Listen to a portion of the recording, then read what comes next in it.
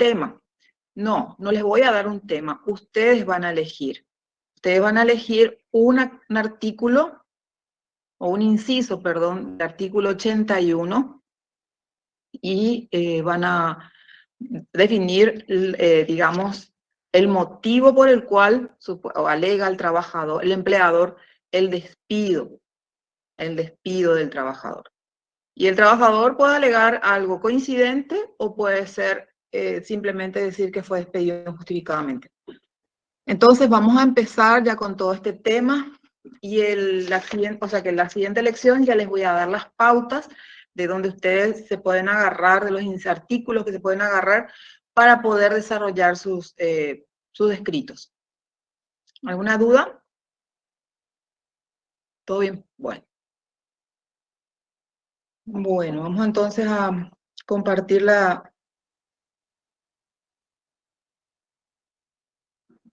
Profesora, buenas noches. Sí, buenas noches. Profe, ¿qué unidad dijo que desarrollaríamos? Ahora es lección 10, notificaciones. Ok, Ustedes, gracias. sí, todo lo que es notificaciones. Luego es la lección 11 y 12, que vamos a resumir en un PowerPoint, que es el procedimiento ordinario de primera instancia. Y entonces, después de ahí ya vamos a hablar del trabajo práctico. Bueno, vamos a empezar entonces.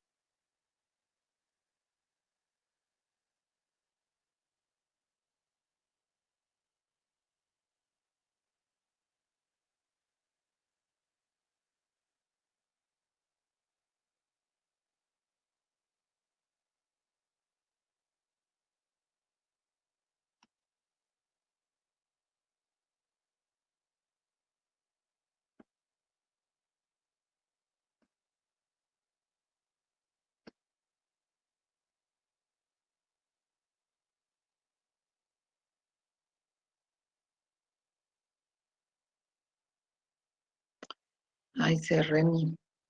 Un momentito, voy a buscar.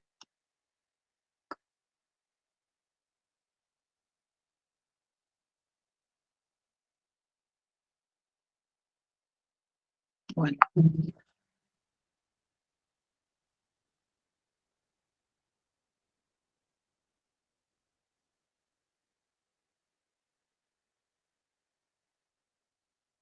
Pueden ver, ¿verdad? Estoy compartiendo, ¿o no? Todavía, No, profe. aparentemente no se ve nada. Ay, qué bárbaro.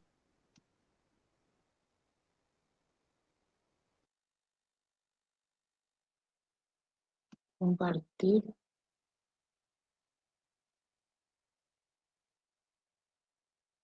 No es así. Bueno, Ahora sí. bueno, gracias. Gracias. Bueno, las notificaciones. Concepto vamos a desarrollar primero. Si bien ustedes saben en qué consiste o sea que ya desarrollaron la parte civil y ya tienen algunas nociones de lo que podría consistir una notificación. Pero vamos a entrar a definir, darle un concepto, y según Camiroaga, la notificación es un acto procesal de comunicación que tiene por objeto dar a conocer otro acto y que es una resolución, por ejemplo, judicial. Lo que se pretende acá, entonces, surgen los hechos controvertidos luego de que presentada la demanda, y una vez presentada la demanda, entonces, para poder darle, desde la parte inicial, digamos, darle comunicación a la otra parte de sus intenciones, entonces esta parte debe comunicarle a través de una notificación. Luego de notificada, entonces, o que llegue esa notificación a la otra parte, entonces podemos decir que la otra parte tiene conocimiento de las intenciones del actor, del trabajador, digamos, o el actor, vamos a llamarle, y que por lo tanto, al conocer las intenciones del actor, el demandado, entonces ahí surgen los hechos controvertidos. Entonces, a través de un acto procesal que es de comunicación, que es la notificación, podemos dar a conocer otro acto, digamos, o una, claro, en este caso la demanda sería un acto procesal de parte del actor que impulsa, digamos, el juicio.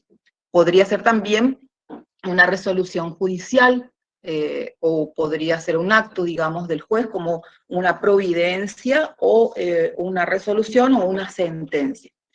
Entonces, ya sabemos lo que son, en qué consisten los actos procesales, ¿verdad?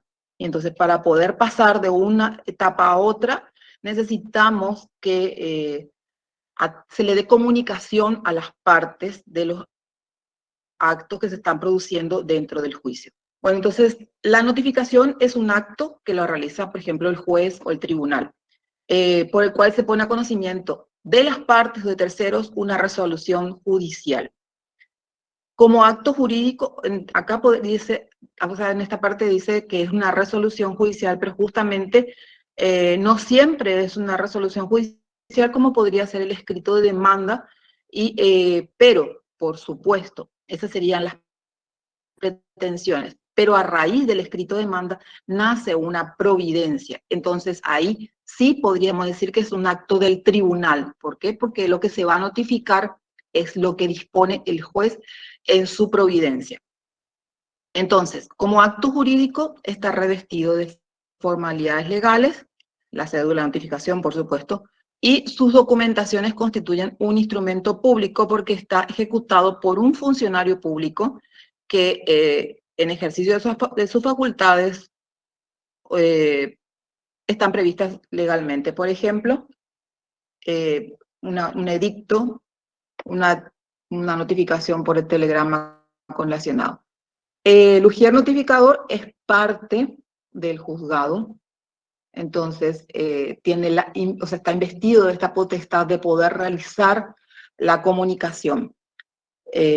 Por eso requiere el documento de su firma y va a redactar exactamente el contenido de la cédula, va a redactar lo que manifiesta en la providencia, resolución o sentencia el juez.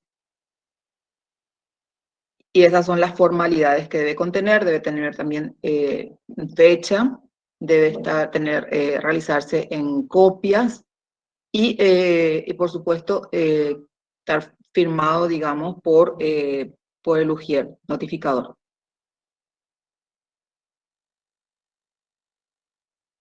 Bueno, la función que cumple la cédula de notificación. Lo que estamos hablando es de una cédula de notificación, es un documento. Vamos a entrar a hablar de otras formas de notificaciones, pero ahora estamos hablando de una cédula, de un documento, un papel. La función, cosa que acá lo que yo les dije más o menos, de que el principio de contradicción que se forma, digamos, de las pretensiones tanto de la parte actora como de la parte demandada, requiere que ambas partes conozcan sus intenciones y que también los conozca el juez, ¿verdad? Para que sean examinados. Una providencia judicial es procesalmente inexistente mientras no se le ponga en conocimiento a los interesados y en consecuencia ni beneficia ni perjudica. Claro, porque si es que la iniciación de la demanda requiere entonces la aceptación del juez de la presentación de ese escrito de demanda. Si el juez no acepta, entonces todo lo demás, que es correr traslado a la otra parte, eso no va a tener efecto, o sea, no va a surgir. ¿Por qué? Porque lo principal es que justamente tengamos aceptación en primer lugar del juez. Por ejemplo, en la presentación de ese escrito, ahora, esa providencia que va a realizar el juez es entonces la aceptación y luego, por ejemplo, va a ordenar que se corra traslado a la otra parte para que te tome conocimiento de las intenciones o de las pretensiones, digamos, del actor. Entonces, de esta forma, primero va a darle derecho a la defensa, se va a cumplir con el principio constitucional del derecho a la defensa en juicio, y también va a tener la potestad, digamos, de poder manifestar sus afirmaciones y sus negaciones. O sea, negar hechos que no son conducentes a su criterio, que no son ciertos. Entonces, eso le da y le da también, a partir de la misma, el derecho de defenderse. Y el derecho de defenderse tiene un plazo. Entonces, todo eso implica una cédula de notificación de una providencia.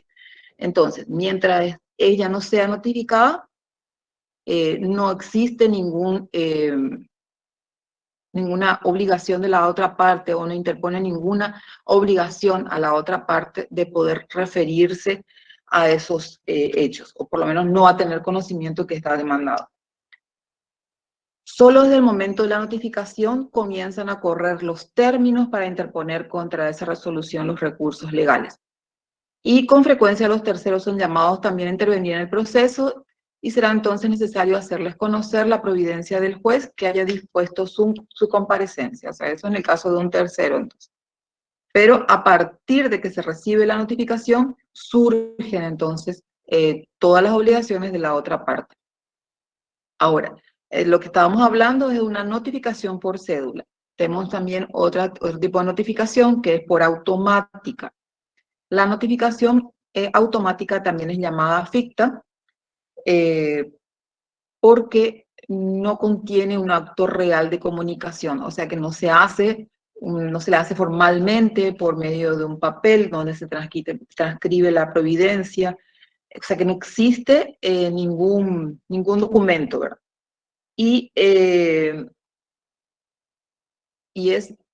O sea que por ficción de la ley se entiende que está realizada la notificación. Se practica los días martes y jueves o al día siguiente hábil, si alguno de ellos fuere feriado, dice. Van a encontrar en los antiguos códigos que antes establecían que los lunes, miércoles y viernes eran los días de notificación por automática. Pero a partir de la ley que modifica este artículo, justamente la ley 1110/85, que modifica el artículo justamente que se refiere, en el primero, que se refiere a la forma de realizar la notificación automática, que será los días martes y jueves. ¿Cómo y dónde se practica esto? Esta notificación por automática se dice que es por ficción de la ley, porque la ley presupone que si una resolución que se haya dictado, o una providencia, o una sentencia, no, la sentencia solamente por cédula, entonces una resolución generalmente es dictada y que por el marco de la ley ya martes y jueves se notifican estas resoluciones. Supongamos que hoy es martes, perdón. Hoy se dicta, o mañana, digamos, miércoles se dicta una resolución. Entonces, el día siguiente que podría notificarse sería el jueves. Entonces, el jueves quedaría notificada digamos, en las oficinas de la Secretaría, donde está el expediente, y el plazo quedaría a partir del a partir del viernes. O sea que el viernes le empezaría a correr el plazo. ¿Por qué? Porque los martes y jueves son los días que se notifican. Y dijimos que al día siguiente del día de la notificación empieza a correrle los plazos. Entonces, una resolución que sale miércoles va a quedar notificada entonces jueves. Una resolución que sale viernes o lunes va a quedar notificada el martes. Y así sucesivamente, ¿verdad? Para que una resolución quede notificada en forma automática deben cumplirse dos condiciones: que sea el día indicado por la ley, martes y jueves, y que el expediente se encuentre en secretaría. En caso de que el mismo no se encuentre en secretaría por el motivo que fuere, debe hacerse constar esta circunstancia en el libro de constancia, para que tal efecto se llevara en la secretaría de los juzgados o tribunales o se considera cumplida la notificación. Se notifican por automáticas las providencias y los autos interlocutorios, o sea, las resoluciones interlocutorias, que no tengan otra forma de notificación en el artículo 82 del Código Procesal del Trabajo. ¿Quién me puede leer el artículo 82? ¿Alguien tiene a mano el Código Procesal? Sí, acá tengo, profe. A ver. El 82 dijo, se notificarán personalmente o por cédula en el domicilio asignado al demandado por el actor en que se hubiesen constituido las partes y en el domicilio real de terceros. Le leo todas las... Sí, sí, sí. A, el emplazamiento para la contestación de la demanda. Sí, ya B, dijimos. sí. B, el traslado de la reconvención o de las excepciones articuladas. Ya. C, la audiencia preliminar de conciliación. D, la audiencia para la discusión de la causa. E, la citación para absolver posiciones o reconocer documentos y en general las hechas a terceros. F, la sentencia definitiva. En la notificación de la misma se transcribirá únicamente la parte dispositiva. G, la intimación para el cumplimiento de la sentencia. Y por último, H, las demás resoluciones que en cada caso determine el juez o el tribunal. Ya. Súper bien. Entonces ahí establece el artículo, muchas gracias. El artículo 82 ya define cuáles son las que se notificarán personalmente o por cédula en el domicilio asignado al demandado por el actor. O sea que el actor debe denunciar, ya al iniciar la demanda, por ejemplo, debe denunciar cuál es el domicilio real, el domicilio de la persona, digamos, que demanda. En la que se hubiesen constituido las partes y el domicilio real de terceros. Entonces, de este artículo nosotros no podemos salir. O sea que ahora tenemos el expediente electrónico, como le había mencionado a todos, en los juzgados laborales de primera instancia. Entonces, una sentencia, por ejemplo, definitiva, se suele hacer y se ve eso, ¿verdad? Es que suben la sentencia, digamos, a la plataforma o al expediente, digamos, y dicen la resolución que las partes quedarán notificadas de la sentencia a través del expediente electrónico. Eso no puede ser. O sea, está mal. ¿Por qué? Porque el artículo 82 sigue vigente. Entonces, nuestras notificaciones serán por cédula. Debe tener una constancia de que se notificarán por cédula. A no ser que los abogados, bueno, vamos a ver despacio. Las cédulas, por ejemplo, las sentencias definitivas, sí o sí, deben notificarse a las partes o a los abogados. Entonces, ahí puede entrar, digamos, porque los únicos que tienen acceso, digamos, al expediente electrónico son los abogados de las partes. Entonces, ese hecho hace que los abogados ya tengan conocimiento y por eso no se notifica a las partes. Está bien en ese caso. En ese caso sí. Pero hay casos, por ejemplo, que es la audiencia de conciliación. La audiencia de conciliación es personalísima y solamente debe notificarse en el domicilio real. En el domicilio real de la parte. ¿Cuál es el domicilio real? El de la persona, que ya dijimos, actores son solamente trabajador y empleador. Entonces, a ellos les debe llegar la cédula de notificación para la audiencia de conciliación en su domicilio. Si le notifican a los representantes legales, a los abogados, no corresponde. La notificación, por ejemplo, es personalísima.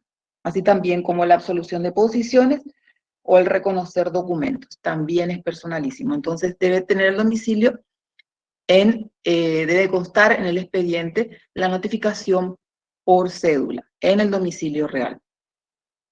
Bueno. Profe, permiso. Hola. Sí, te escucho. Ah, no, ¿Me salió escuchas? entrecortado.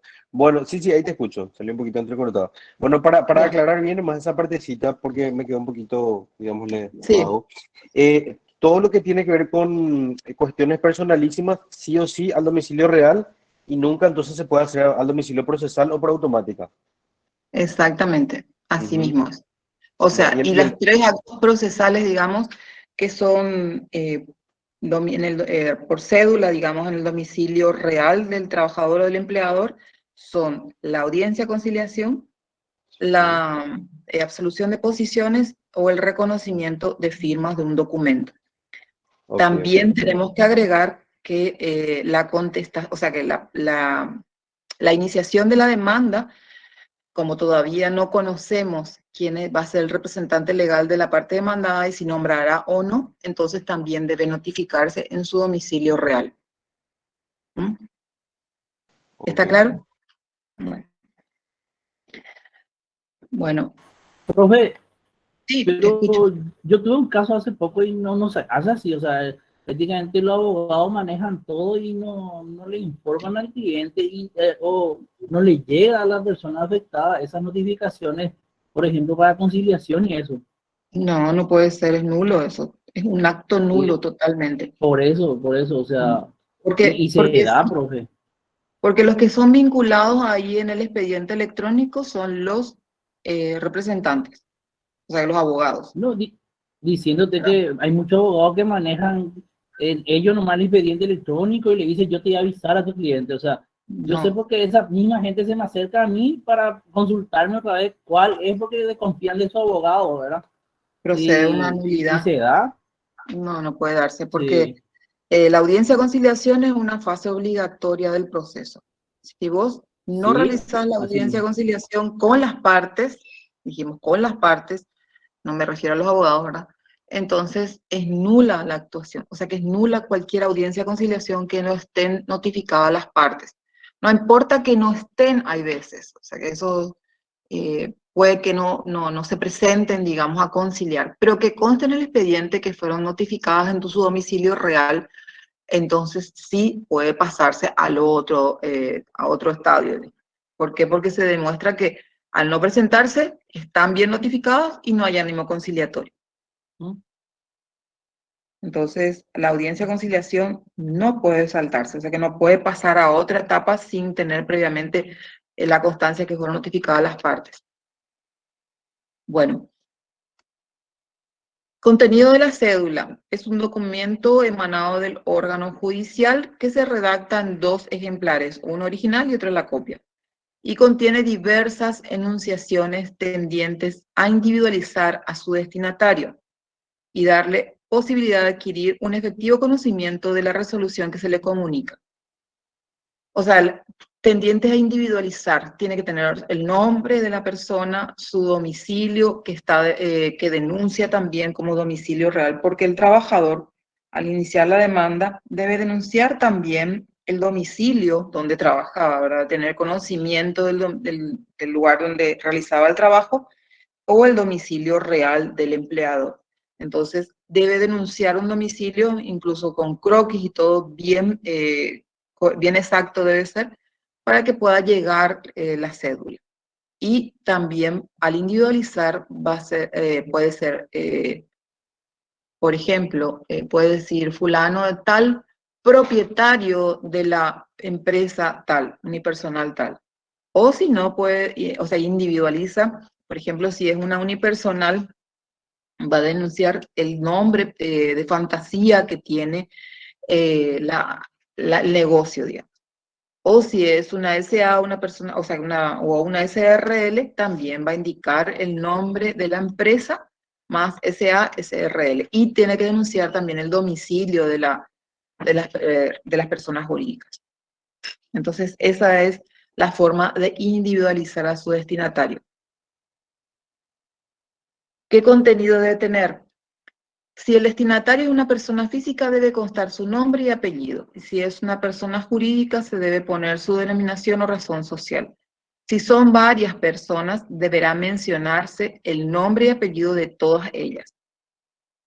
Eso está claro.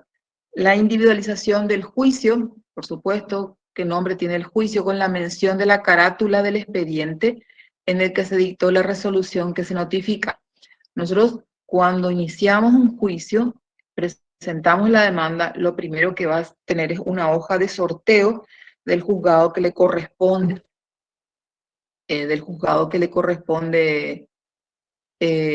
digamos, donde va a litigar, donde corresponde al juez, el que será el juez competente, ¿verdad?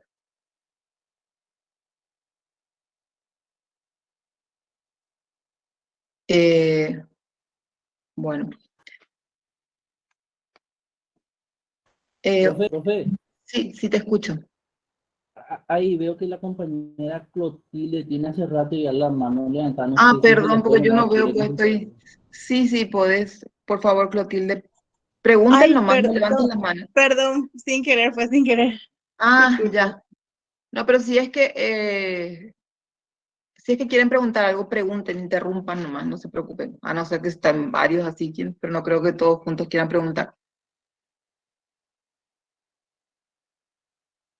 Bueno. Bueno, estábamos entonces diciendo que la individualización del juicio, entonces tiene una carátula donde se sortea el expediente y indica el juzgado donde va a tramitarse el juicio, y luego se formará o sea, la carátula ahora es todo electrónico, también individualiza el juicio, y también debe tener el nombre de las personas, y el nombre del juicio, o sea que el motivo, digamos, el motivo por el cual se inicia, digamos, si es por despido injustificado, despido justificado, cobro de guaraníes, o sea que el motivo por el cual está invocando la causal, digamos, del inicio del juicio. Bueno, el juzgado o el tribunal y la secretaría respectiva en que se tramita el proceso, su error es causa de nulidad, o sea, determinar cuál es la secretaría. Las sentencias se notifican transcribiendo solo la parte dispositiva, la parte donde resuelve, digamos, de que la parte que resolvió hacer lugar, confirmar hacer lugar a la demanda, rechazar la demanda, qué sé yo, cualquier otra cuestión, declarar la nulidad. Entonces, esa parte, digamos, donde resuelve el modo, digamos, donde va, cómo queda determinada por esa sentencia, digamos, el juicio en sí. Entonces, esa parte resolutiva nomás es la que se va a transcribir no es totalmente la sentencia, solamente la parte cortita de la resolutiva se va a transcribir en las cédulas de notificación. El objeto claramente expresado cuando el mismo no resulta o no puede colegirse la resolución que se transcribe, el objeto del juicio. Y se debe tener la mención precisa de los documentos o copias de escritos que se acompañan con ella, con la indicación del número de fojas y constancia de su entrega al destinatario. Bueno, esta es una forma, si bien se presenta una demanda, un juego de una demanda con sus instrumentales acompañado de la carta poder cuando es trabajador, entonces supongamos que agrega junto con el escrito de demanda un certificado de trabajo, un recibo de salarios, o sea, varios instrumentales que acompañan lo que él está sustentando en su escrito de demanda. Entonces, es un juego, digamos, de 10 fojas, digamos, fojas. Entonces, por lo tanto, esa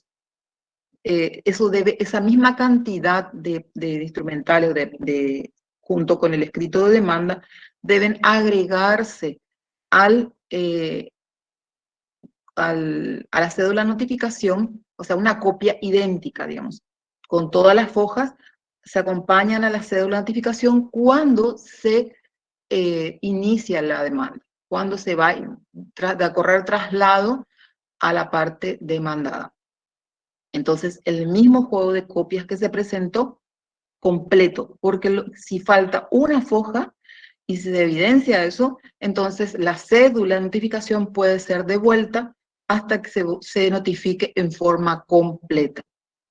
Bueno, pasa si existen más de un solo demandado?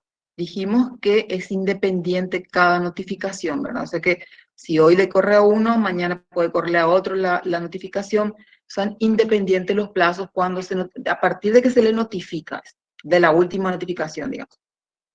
Entonces, en ese caso, si hay varios demandados, deben existir tantos juegos de copias como tantos demandados existan. O sea que a cada demandado le debe llegar una copia completa de lo que es la demanda. Bueno. Incluso antes, cuando se utilizaba el cargo, que el cargo era una forma de comprobarse que se presentaba la demanda en secretaría cuando era en formato papel, se agregaba al cargo, se agregan tantas fojas o tantas instrumentales con el escrito de demanda. Entonces, y también se agregan 2 o 3 copias, otras 2 o 3 juegos de los escritos presentados, se agregan con el expediente, con el escrito de demanda. Debe constar eso, debe tener, o sea, que la parte que presenta la demanda debe tener una certeza de que todo está agregado en forma. Bueno, debe expedirse por duplicado. ¿Por qué? Porque una parte debe agregarse al expediente y otra se hará constar se le deja a la parte que se le está notificando. Y al pie del ejemplar que será agregado al expediente constará el día, la hora y el lugar en que se hubiese practicado la diligencia con las respectivas firmas del destinatario y del ujier notificador. En el caso de que el destinatario no supiera y no pudiera firmar, lo debe hacer un tercero a su cargo. O sea que eso no interesa ya quién firma, ¿verdad? El que recibe.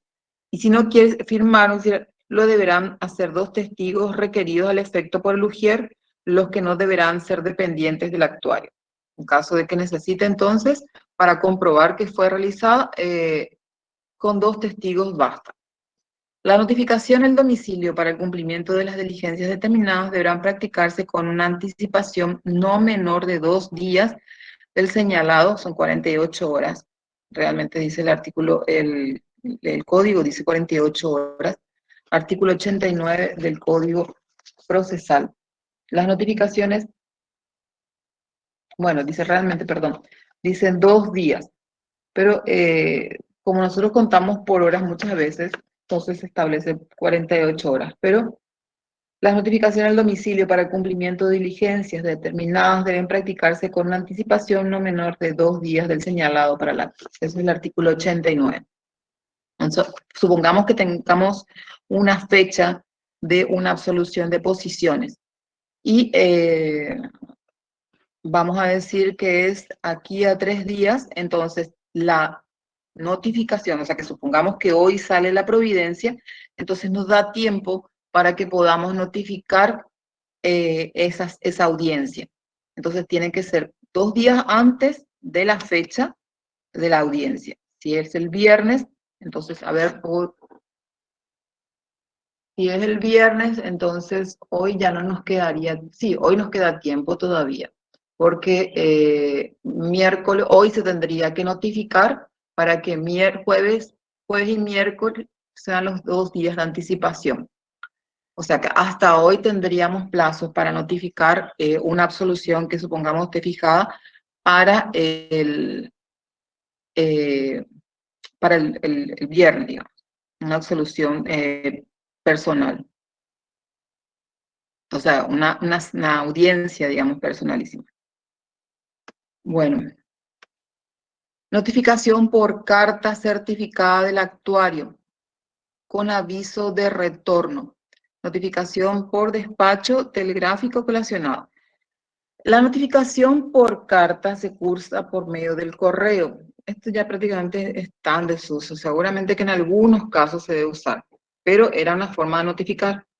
Sea en forma de carta, documento certificado con acuse de recibo.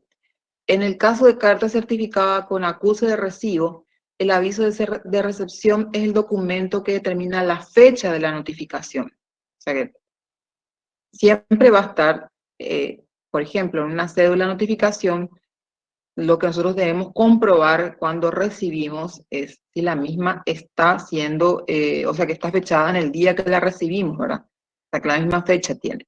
Porque eso es un peligro. Podemos recibir una cédula antidatada o podemos recibir una posterior y nos estaría perjudicando muchísimo para el momento de poder hacer por el plazo, ¿verdad?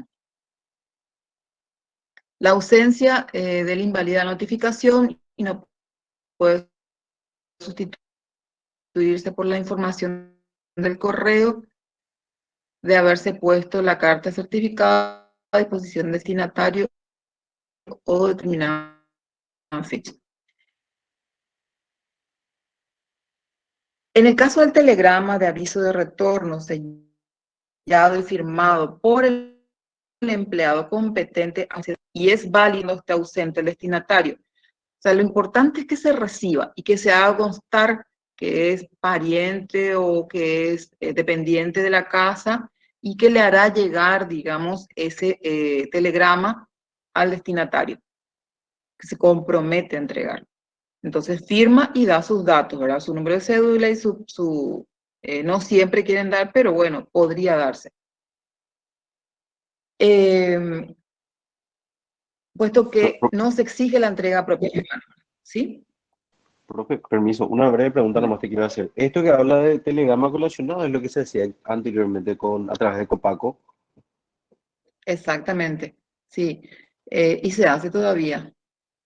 Se Van a hace ver todavía. ustedes, se hace, no en pero este para caso, eso, se hace en el inciso, artículo 81, inciso P, o el Q. Fíjate que ahí ahí la dice que, compañera dice, se sigue haciendo. o sea, para las notificaciones, difícilmente. O sea que para eso está el ujier notificador y la certeza de que está llegando en propias manos y su acta o el acta que realiza después de la cédula ya es, pero puede ser, no sé si quiere hablar la compañera en qué caso se da el colacionado. Si quiere compartir, Janina. Sí.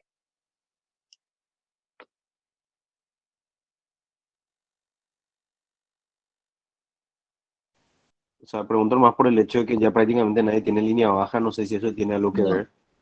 No tiene nada que ver. O sea, lo que tienen que tener es un domicilio exacto de la persona a quien se le va a entregar, porque si no, no llega el telegrama colacionado. Eso es un problema bastante grave por el hecho de que cuando uno quiere demostrar que recibió la persona, o después, cuando pide informe a Copaco si recibió o no, dicen no se recibió porque se encontró el domicilio y uno estaba tranquilo de que ya le había colacionado a esa persona. Y ese era el problema cuando se realizaban este tipo de notificaciones, ¿verdad? Que después se demostraba que no había llegado nunca el colacionado. Ay, bueno. La notificación por edictos es la que se realiza mediante avisos insertos en los diarios dando difusión a una resolución judicial a fin de lograr la comparecencia al proceso de personas inciertas o cuyo domicilio se ignore. Esto suele darse mucho en caso de que sean personas totalmente que no tengan conocimiento del domicilio, ¿verdad? O sea, o que no tenga más conocimiento sobre esa persona. Entonces, lo que se pretende es alguna comunicación al juzgado de la identidad o el paradero de esta persona. La notificación por edictos se suele usar en algunos casos también, por ejemplo, en el caso de cédulas perdidas o se puede hacer también cuando se pretende denunciar un mandamiento de embargo perdido o simplemente la notificación a una persona con paradero desconocido. Pero ya casi no tampoco se usa, pero se usa en algunos casos cuando no se encuentran las personas. Se trata de una notificación expresa que se verifica mediante el acto real, pero que solamente da conocimiento presunto. Se realizan a un núcleo determinado de personas que leen el edicto, entre las cuales puede encontrarse el interesado o la persona que se lo haga saber. Para que proceda es necesario que el actor acredite fehacientemente la ignorancia del domicilio del demandado y que se trate la notificación del traslado de la demanda. Solamente en esos casos, ¿verdad?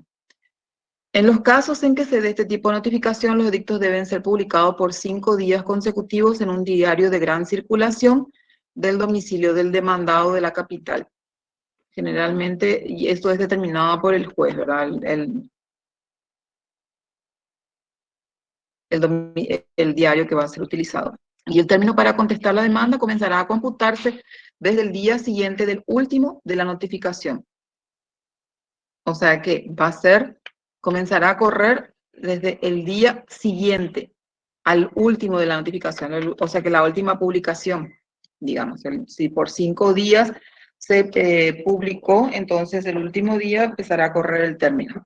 Si es el juez va a determinar entonces por cuántos días también debe ser publicado por edictos. Pero lo que exige la ley es que sea por 5 días.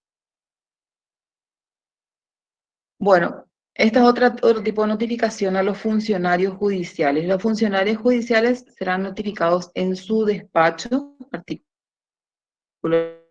88 del Código Procesal del Trabajo, y deben entenderse por despacho la secretaría que depende del funcionario, y de allí que la recepción de oficio en dicho lugar por el funcionario que tiene el mismo efecto como si existiera una recepción personal. Acá está la acordada 896 del 2014 que la Corte Suprema dispuso o implementó el oficio electrónico y experimento moderno, dice que depende de la voluntad de las partes.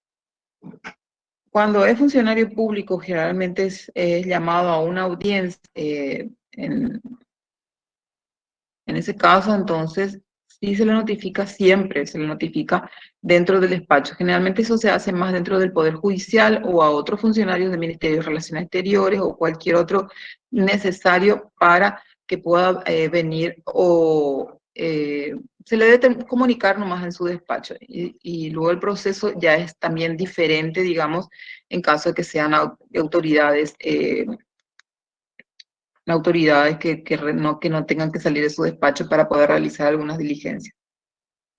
Bueno, la nulidad de las notificaciones. La inobservancia de las formalidades establecidas por la ley por cada tipo trae aparejada su nulidad.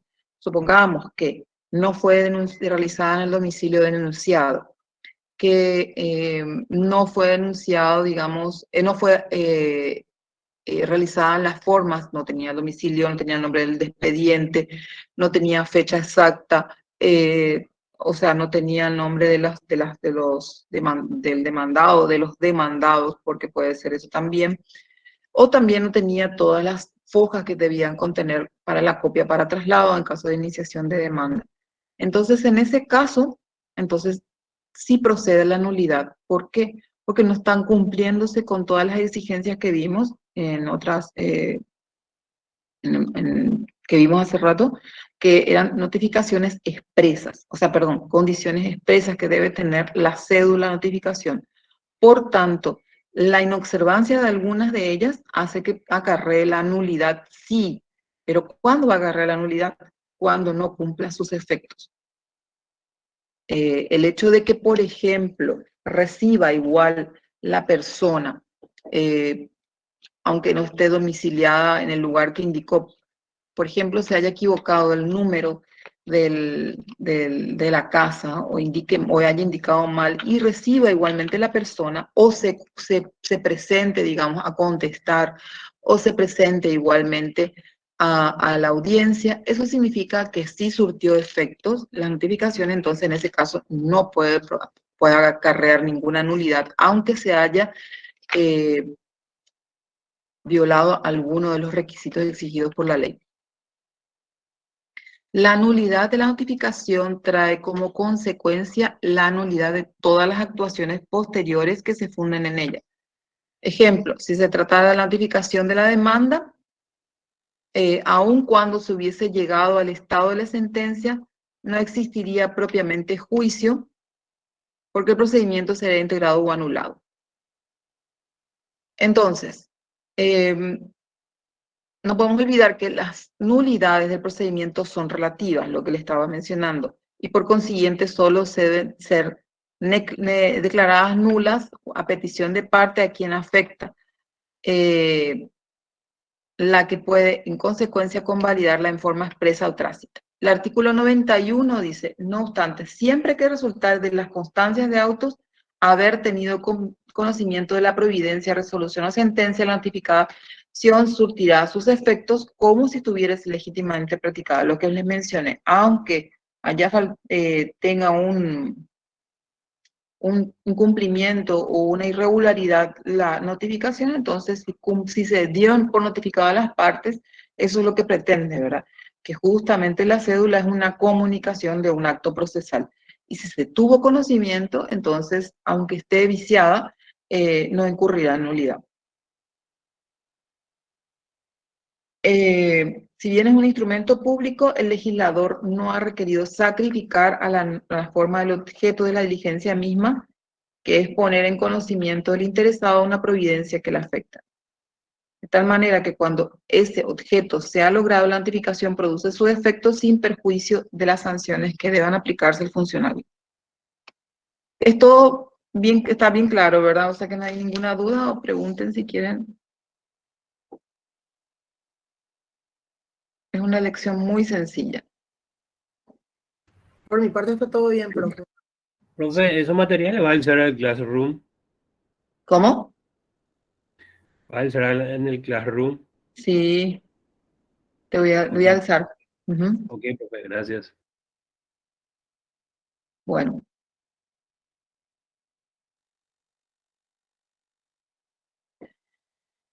Bueno, citación, emplazamiento. Atiendan bien, son dos cosas que son términos que tienen que manejar.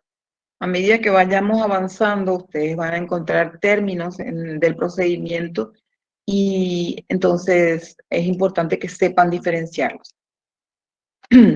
Bueno, la diferencia fundamental entre la citación y el emplazamiento. La citación es el llamamiento judicial dirigido a las personas, testigos, partes, peritos, que hayan de comparecer a una diligencia procesal, una audiencia, por ejemplo, a fin de que se presenten en el día y hora señalados. Entonces, la citación, ¿qué es? Es simplemente un llamamiento, o sea que se ha fijado, digamos, eso puede ser a las partes, digamos, se le ha citado a una audiencia o a un testigo, entonces tiene señalada una audiencia, entonces tiene que comparecer ante esa para realizar esa diligencia. En cambio, el emplazamiento es la convocatoria que se hace a las personas para comparecer y no es un momento dado, sino dentro de un plazo para ejercer o no un derecho, ¿verdad?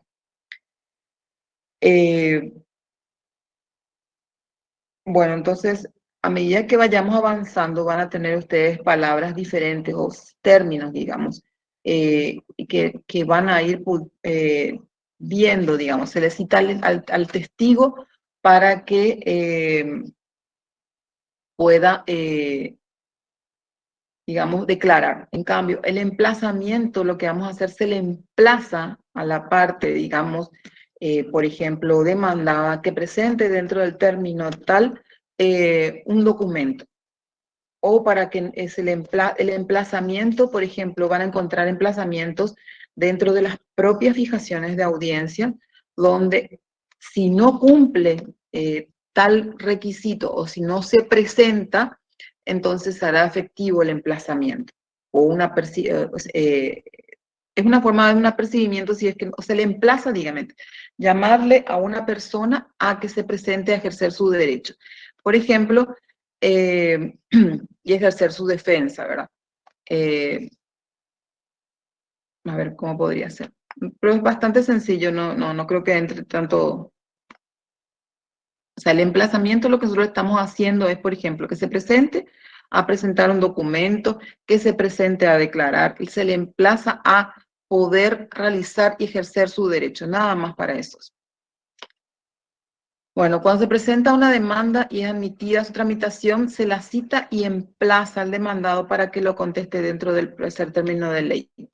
Eso es en caso de la demanda y se le está emplazando. Si no contesta dentro del término establecido, que es de 6 días, entonces el emplazamiento se hará efectivo. ¿Por qué? Porque no cumplió lo determinado por la ley.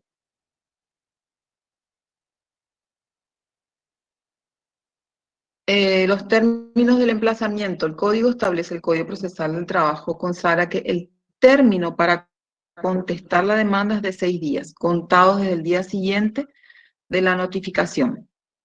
En tanto que en segunda instancia el emplazamiento para expresar agravios es de 6 días, desde la notificación automática. O sea, que acá van a ver que para la presentación de la demanda, sí o sí la notificación tiene que ser por cédula, para que conteste el demandado. En tanto, en segunda instancia, cuando se expresa agravios porque se ha apelado, se ha interpuesto el recurso de apelación contra la sentencia dictada por el juez de primera instancia, entonces la notificación, o sea, que para que presente sus agravios, que explique cuáles son los hechos que la agravian de la sentencia, se realiza por automática los martes y jueves. ¿Mm? O sea que es una providencia que surte ficta, que surte sus efectos en secretaría, digamos. O sea que es la presentación, digamos, es ficta porque no hay ningún documento. Es simplemente se establece que a partir de esa fecha o a partir de ese día, martes y jueves, queda notificado para que empiece a correr el plazo. Bueno, pues esto sí van a tener que manejar porque es un tema de examen, que todos los términos son en días hábiles, no podemos fijar un término sábado y domingo, o sea, son perentorios e improrrogables. Bueno, ahora, ¿qué es un traslado y qué es una vista? El traslado del acto por el cual el juez o el tribunal pone a conocimiento de una de las partes la petición formulada por escrito, presentada por la otra parte en copia, a los efectos de formular su defensa. Este es un traslado. Nosotros estamos corriendo traslado de la demanda, corriendo traslado, o sea, correr traslado de un escrito de excepción. O sea, que es para que el otro ejerza su defensa. Ahora, ¿qué es la vista? Es un acto mediante el cual se pone a conocimiento del Ministerio Público, de la Fiscalía, un determinado acto procesal a los efectos de que emita su dictamen con remisión del expediente bajo recibo. Surgen ambos conceptos. En todos aquellos casos en que la vista o el traslado no tengan un término especialmente fijo, debe ser evacuado dentro de los 3 días. Van a ver ya, como les mencioné en una oportunidad, que los traslados, o los términos son generalmente de 3 días. Las únicas variaciones son las de la contestación de la demanda y los alegatos, que son 6 días. Pero en general todos son 3 días. Entonces, cuando no tiene un término especificado, es 3 días. Ya. ¿Qué es un exhorto? Es un oficio, en forma general, oficios, toda comunicación escrita que se dirigen entre sí los distintos funcionarios del Estado o aquel remitido por un juez. Los exhortos o cartas rogatorias son comunicaciones escritas que un juez dirige a otro juez extranjero requiriéndole la colaboración necesaria para el cumplimiento de una diligencia de proceso o poniendo en su conocimiento determinadas resoluciones. El artículo 90 del Código Procesal del Trabajo dispone: cuando haya de practicarse un emplazamiento u otra diligencia procesal en el país extranjero, se dirigirán los exhortos por vía diplomática. Bueno, dijimos que el emplazamiento es para que justamente pueda ejercer su derecho la otra parte. Generalmente los exhortos se hacen, son comunicaciones de un juez a otro juez, de un juez, por ejemplo, paraguayo a un juez argentino. Puede que en el exterior se haya realizado un proceso puede que tenga una sentencia también, pero que tiene que ejecutarse en nuestro país. Puede darse el caso. O puede ser también que sirvan los exhortos simplemente para comunicar a las otras partes, digamos, puede ser que el empleador se encuentre en otro país. Entonces, lo que se hace son notificaciones vía exhorto. En estas notificaciones vía exhorto se hace a través del Ministerio de Relaciones Exteriores. El juez, por ejemplo, dicta un oficio o porque las notificaciones generalmente las va a hacer por oficio, para que puedan, supongamos, venir a declarar o informar, venir a declarar una audiencia o a realizar las pruebas en el juicio donde están siendo demandados, y pide entonces la comunicación, que se le comunique a estas personas que están en el exterior. Entre la Argentina y otros países, creo que es Chile, o hay un reglamento, una ley especial que es las leñas, por el cual se determina cómo serán realizados los exhortos. Entonces ahí establecen todos los requisitos para que procedan los exhortos, pero todos deben hacerse vía relaciones exteriores. Entonces, el juez, si dicta un oficio para comunicar algo a una persona que está en el exterior, entonces debe hacerlo primero vía canciller, o sea, vía relaciones exteriores, y relaciones exteriores es el único indicado para que pueda librar este exhorto al juez del exterior. O sea que no es directo. Y es una forma de comunicación, ya sea para notificación, para resolver, por ejemplo, las leyes determinan que si se ha llevado un proceso en el exterior contra este trabajador, por ejemplo, o contra el empleador que reside en nuestro país, entonces debe agregarse y establecen varias condiciones para que eso sea, a través de ese procedimiento, tenga validez, digamos, los exhortos que ellos nos requieren. Por ejemplo, agregarse, si es en caso de sentencia que se haya determinado en otro país, entonces se agrega la sentencia y establecen cuántos juegos de copias autenticadas, qué debe requerir, qué debe tener la sentencia, o sea, varias cosas. Entonces, esa es una forma de notificar a los jueces o a un juicio que está tramitándose en el exterior.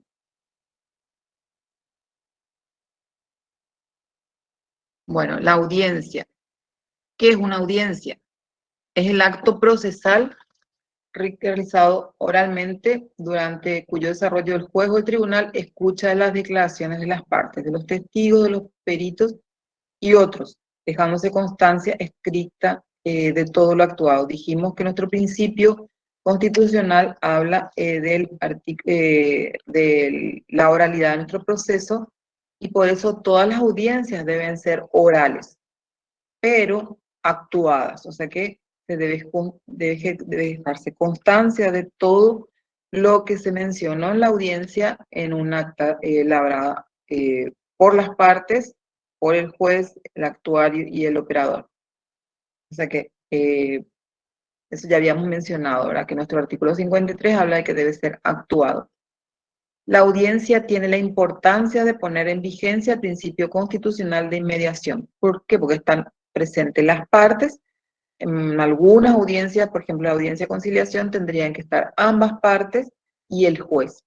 Es un requisito para que se produzca la inmediación, que el juez tenga comunicación con las partes, sepa qué está sucediendo, cuáles son los actos procesales que se realizan, cuáles son los hechos controvertidos en el juicio. Entonces, esa es la inmediación que demuestra el juez en el expediente. El acta debe reproducir todo lo ocurrido, lo expresado por las partes o terceros intervinientes. La redacción está a cargo del secretario del juzgado, también llamado operador, o del tribunal, debiéndose firmada por el juez, los comparecientes y el actuario. Entonces, esas audiencias deben estar firmadas, digamos, porque la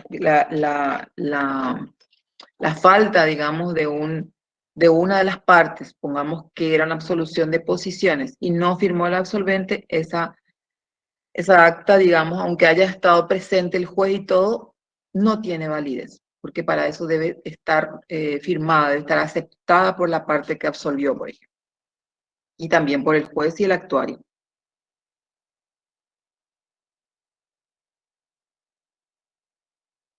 Bueno, la publicidad.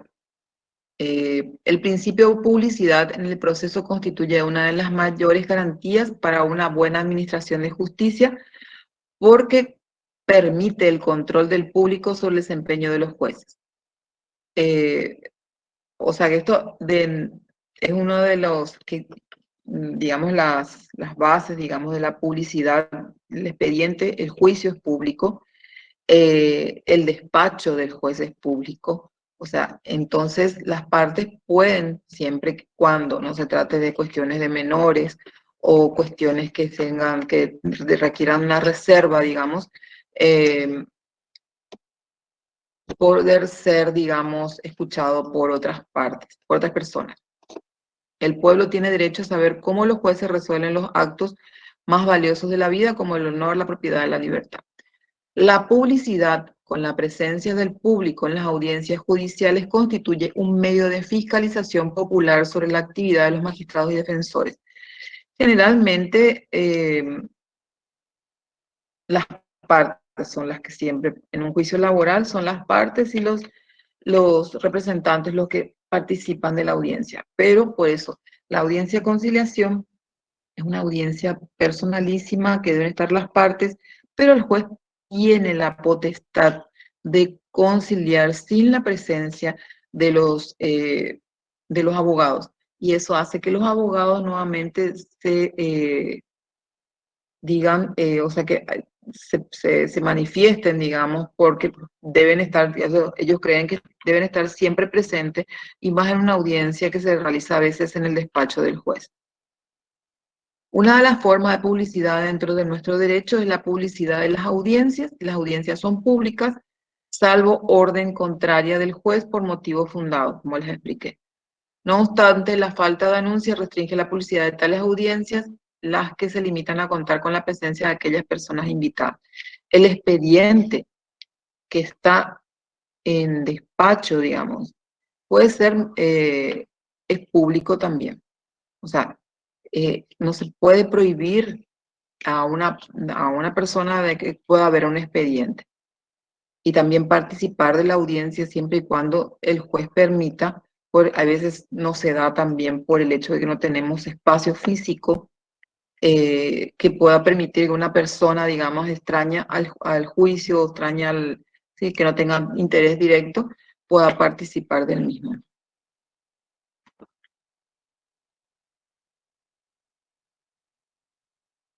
Bueno, el practicamiento de las actuaciones en días y horas hábiles se entiende que es siempre como no puede ser fijado en un día, digamos, que no sea hábil.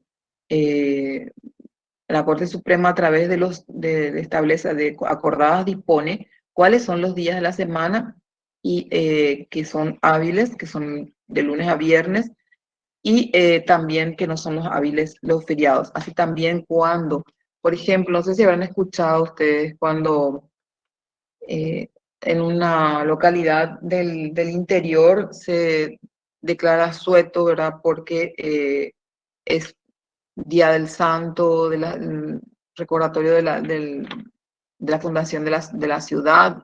Entonces, ahí la Corte Suprema debe disponer, entonces, que esos días serán días inhábiles.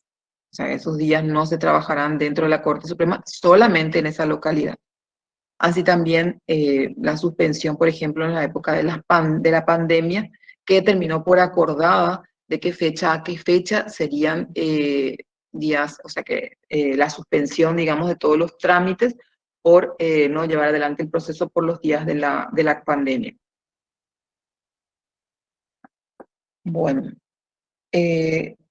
Aunque la ley dice no lo diga, de acuerdo al proyecto de Mendonca, podemos definir que las horas hábiles son las comprendidas dentro del horario establecido por la Corte Suprema de Justicia para el funcionamiento de los tribunales. Esto es ahora para poder llevar adelante las audiencias, porque al tener el expediente electrónico, cualquier parte puede presentar un documento hasta las 12 de la noche que les venza el plazo, ¿verdad?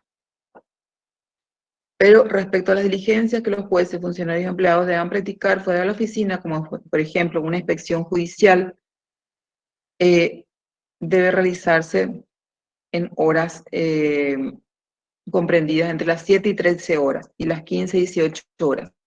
De esta forma son horas hábiles comprendidas entre la salida y la puesta del sol. Ahí en la inspección judicial, la acordada de la Corte dispone que no debe realizarse dentro no debe practicarse dentro de las horas hábiles. Pero es imposible de repente porque se tiene que, para para que el juez salga, digamos, de su despacho, requiere también el acompañamiento de otros, este es un criterio personal, requiere el acompañamiento de otros funcionarios del Poder Judicial, que por ejemplo es el actuario, o puede llevar también, en todo caso, que necesite transcribir el acta a un operador. Entonces, esto hace que fuera del horario, y es una prueba, ¿verdad? Es una prueba del proceso, por lo tanto, a mi parecer debería ser dentro de un horario establecido que no perjudique de las demás audiencias. Pero puede realizarse también. Y habilita eso que de repente, digamos, se extendió o se realizó fuera de después de la 1, entonces está habilitado. ¿Por qué? Porque es fuera del despacho también que se realiza. Bueno, el artículo 97 ordena que las actuaciones judiciales deberán practicarse en días y horas hábiles en concordancia con el artículo 196, segunda parte del Código de Organización Judicial, que dice: los jueces podrán habilitar los días y horas inhábiles cuando los asuntos de su competencia así lo requieran. Bueno. ¿Alguna duda? ¿No? Todo claro, profe. Qué suerte.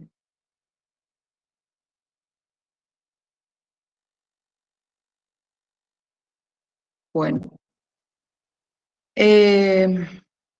¿Qué tal si nos damos un receso de 10 minutos? Y 15 minutos hasta menos cuarto. Y continuamos, ¿sí? Ok, profe. Dale, profe. Gracias.